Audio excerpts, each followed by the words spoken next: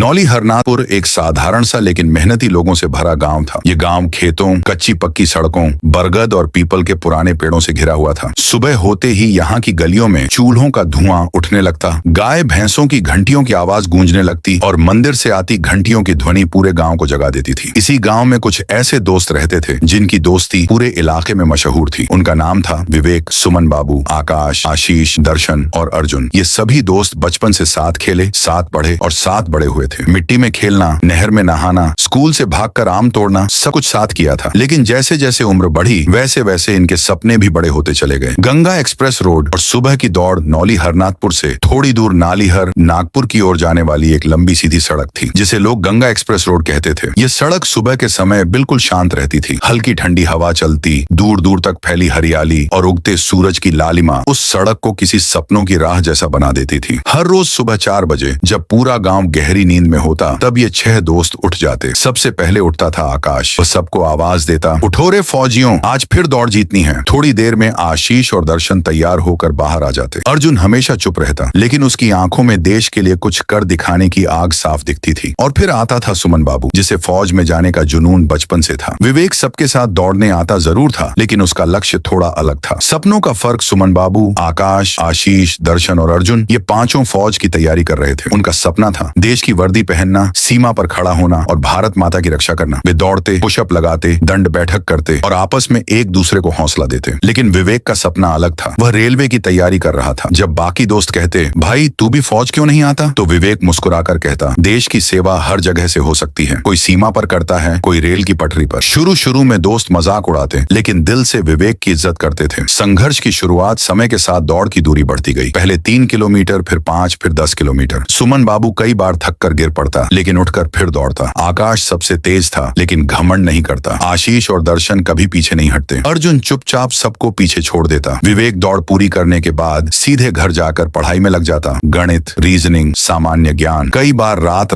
भर जागकर पढ़ता। माँ कहती, बेटा थोड़ा आराम भी कर लिया कर। विवेक बस इतना कहता, माँ अभी नहीं, एक दिन आराम की जिंदगी खुद आ जाएगी। गांव वालों की बातें, गांव में लोग बातें करते, ये लड़के तो पागल हैं, रोज सुबह दौड़ते रहते हैं। आजकल पढ़ाई से क्या होता है, फौज में कौन कौन से निकल पाता है। लेकिन कुछ बुजुर्ग कहते, मेहनत कभी बेकार नहीं जाती। पहली परीक्षा समय आया जब फौज की भर्ती और रेलवे की परीक्षा नजदीक आ गई। सबके चेहरे पर तनाव था। दौड़ अब सिर्फ शरीर की नहीं, हौसले की भी थी। भर्ती वाले दिन सुमन बाबू की सांस फूल गई। आकाश मामूली अंतर से पीछे रह गया। आशीष और दर्शन पास हो गए। अर्जुन का चयन पक्का लग रहा था। उधर विवेक ने रेलवे की परीक्षा दी। पेपर कठिन था लेकिन उसने धैर्य नहीं खोया। हार और हिम्मत परिणाम आए। आशीष और दर्शन सफल हुए। अर्जुन भी फौज में चुन लिया गया लेकिन सुमन बाबू और आकाश असफल रहे। उस दिन गंगा एक्सप्रेस रोड पर कोई दौड़ नहीं हुई। सुमन बाबू चुपचाप सड़क पर बैठ गया। विवेक उसके पास बैठा और बोला, हारने वाला वही होता है जो कोशिश छोड़ देता है। विवेक की जीत कुछ महीनों बाद रेलवे का रिजल्ट आया। विवेक चयनित हो गया। पूरा गांव खुश हो गया। जिस लड़के को लोग अलग समझते थे वही मिसाल बन गया। विवेक ने कहा, ये मेरी जीत नहीं, हमारी दोस्ती की जीत है। समय का बदलाव आज आशीष और दर्शन वर्दी में है। अर्जुन सीमा पर तैनात है। विवेक रेलवे में नौकरी कर रहा है। सुमन बाबू और आकाश अब भी तैयारी कर रहे हैं। सुबह सुबह गंगा एक्सप्रेस रोड आज भी उन्हें याद करती है। कहानी की सीख दोस्ती अगर सच्ची हो तो रास्ते अलग होने पर भी दिल साथ रहते हैं। मेहनत कभी बेकार नहीं जाती। देश की सेवा हर रूप में महान है।